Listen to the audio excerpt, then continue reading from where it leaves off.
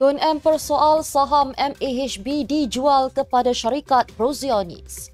Rafizi digesa bersemuka dengan Lim Sian Si. Muda tuntut Perdana Menteri jelaskan penurunan kedudukan Malaysia dalam IMD. Wan Ahmad Faisal sifatkan kerajaan PH dan BN pengecut. UMNO Kelantan sedia letak calon tanding di kerusi Dun Nenggiri. Dun Selangor belum terima notis status keahlian Adun Selat Kelang.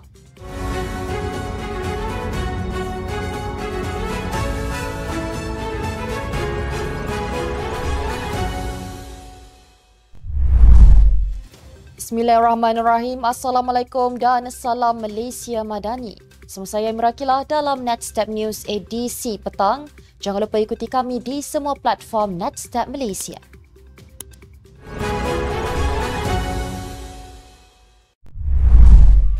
Keputusan Malaysia Airports Holdings Berhad MAHB menjual 30% saham mereka kepada firma yang didakwa mempunyai kaitan dengan Israel dipersoalkan oleh bekas Perdana Menteri Tun Dr. Mahathir Mohamad.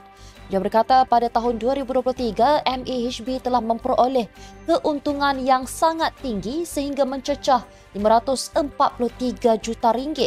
Dalam kenyataannya di Facebook, beliau mempersoalkan motif syarikat berkeuntungan tinggi itu menjual sahamnya kepada BlackRock, iaitu syarikat yang mempunyai kaitan dengan Israel.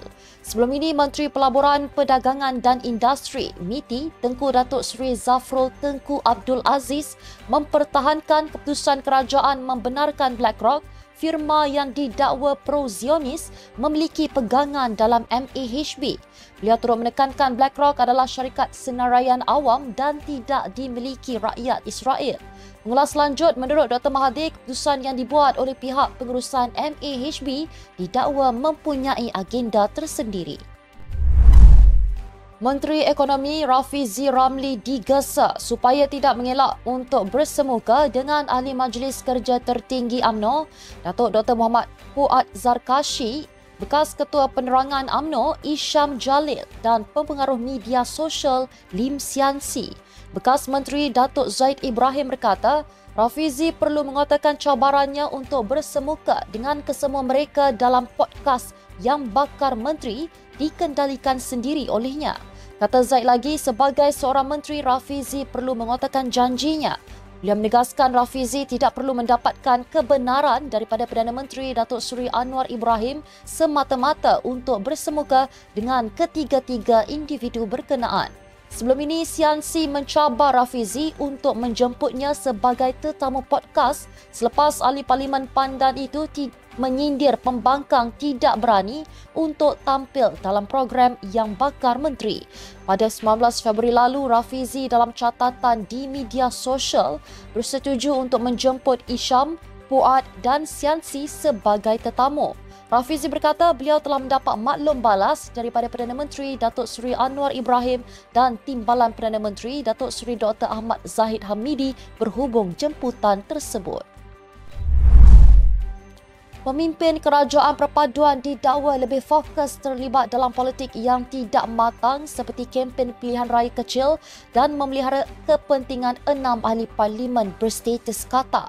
Dakwaan itu dikeluarkan oleh Parti Ikatan Demokratik Malaysia Muda yang menuntut penjelasan daripada Perdana Menteri Datuk Seri Anwar Ibrahim berhubung penurunan kedudukan Malaysia dalam ranking daya saing dunia WCR Institut Antarabangsa bagi Pembangunan Pengurusan IMD 2024. Muda dalam satu kenyataan berkata jika Perdana Menteri tidak dapat memberi jawapan, pihaknya mencadangkan agar menteri yang bertanggungjawab dalam portfolio yang berkaitan menjelaskan perkara tersebut. Menurut parti itu, tiada penjelasan rasmi yang dikeluarkan oleh kerajaan dalam tempoh 24 jam menunjukkan sama ada Perdana Menteri dan Menteri Kabinet menganggap isu itu penting atau sebaliknya. Sebelum ini, media melaporkan Malaysia berada di kedudukan ke-34 daripada 67 negara dalam WCR 2024 dan keempat dalam kalangan negara di ASEAN selepas Singapura, Thailand serta Indonesia. Kini Malaysia jatuh 7 anak tangga daripada kedudukan ke-27 yang dicatatkan pada tahun lalu. Demikian menurut laporan WCR yang dikeluarkan Institut Antarabangsa bagi IMD. Singapura muncul sebagai ekonomi paling kompetitif di dunia, mendaki 4 anak tangga dari tahun sebelumnya untuk mengatasi Switzerland di tempat kedua, diikuti Denmark di tempat ketiga. Tambah kenyataan itu, lebih khuatir Malaysia kini berada di bawah kedudukan Indonesia dan Singapura dalam indeks tersebut serta sedikit lebih tinggi daripada Filipina. Ahli Parlimen Machang Wan Ahmad Faisal Wan Ahmad Kamal sifatkan tindakan Kerajaan Pakatan Harapan dan Barisan Nasional melaksanakan subsidi diesel bersasar baru-baru ini sebagai pengecut. Beliau berkata demikian kerana pelaksanaan tersebut hanya dijalankan di semenanjung Malaysia sahaja, sambil membantah kenyataan kerajaan yang mengatakan penarikan subsidi diesel ini adalah merupakan keazaman politik. Menurut Wan Ahmad Faisal, maksud sebenar azam politik adalah keberanian, namun ia sebaliknya dilakukan oleh kerajaan Madani dalam membuat dasar subsidi bersasar. Beliau yang juga Ketua Armada Bersatu Malaysia mendakwa kerajaan Madani telah berdosa kerana membuli penduduk semenanjung akibat daripada tindakan berat sebelah itu. Bukan itu sahaja, beliau juga mengkritik keputusan berat sebelah kerajaan yang hanya membenarkan Sabah dan Sarawak membeli minyak diesel pada harga rendah.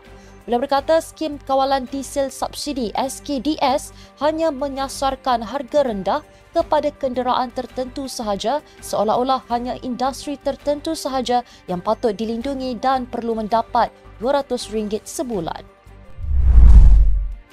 UMNO Kelantan akan bertanding di kerusi Dewan Undangan Negeri Nenggiri dan bersedia meletakkan calon yang terbaik bagi merampas semula kerusi berkenaan. Ketua Penerangannya Datuk Zawawi Othman berkata pihaknya juga sudah bersiap sedia untuk berdepan pilihan raya kecil susulan pengumuman pengosongan kerusi DUN itu semalam. Sebelum ini, Speaker DUN Kelantan, Datuk Muhammad Amar Nik Abdullah mengumumkan kerusi DUN Nenggiri telah dikosongkan. Jelasnya keputusan itu dibuat selepas DUN Kelantan pada 13 Jun lalu menerima notis bertulis mengikut Fasal -3 Perkara 31A Undang-Undang Perlembagaan Tubuh Kerajaan Kelantan daripada seorang ahli Dewan Undangan Negeri dan Bersatu mengenai keahlian Muhammad Azizi Abu Naim yang hilang daripada parti itu. Pengumuman Muhammad Amar itu sekaligus dilihat ujian pertama Akta Lompat Parti apabila Azizi dalam reaksinya memberitahu akan membawa kes tersebut ke mahkamah. Dewan Undangan Negeri Selangor belum menerima sebarang notis berhubung status ahli Dewan Undangan Negeri Selat Kelang, Dato' Abdul Rashid Asari, berhubung keahliannya yang digugurkan oleh Bersatu. Speaker DUN Selangor Lau Weng San berkata beliau masih menunggu pemakluman rasmi daripada pihak pembangkang sebelum sebarang keputusan mengenai kedudukan ADUN berkenaan diputuskan. Terdahulu, Ketua Armada Bersatu Wan Ahmad Faisal Wan Ahmad Kamal menggesa Lau turut mengisytiharkan kekosongan bagi kerusi DUN Selat Kelang selepas keahlian Abdul Rashid gugur berikutan gagal menjawab surat arahan Majlis Pimpinan Tertinggi untuk menzahirkan taat setia kepada parti. Mengulas lanjut, Wan Ahmad Faisal memberitahu bahawa tindakan itu selaras dengan Seksyen 31A Enactment Undang-Undang Perlembagaan Tubuh Kerajaan Kelantan dan Perkara 49A Perlembagaan Persekutuan bagi memberi laluan kepada pilihan raya kecil diadakan. Dalam pada itu, beliau turut menggesa Speaker Dewan Rakyat Tan Sri Johari Abdul untuk mengikuti jejak langkah Speaker DUN Kelantan bagi mengisytiharkan kekosongan di 6 buah kerusi parlimen. Sekian untuk edisi petang ini. Ikuti pengembangan semasa isu-isu panas politik Malaysia setiap hari hanya di Netstep News. Jangan lupa untuk follow Facebook Netstep Malaysia dan subscribe YouTube Netstep TV. Netstep Malaysia bersama melangkah dengan yakin.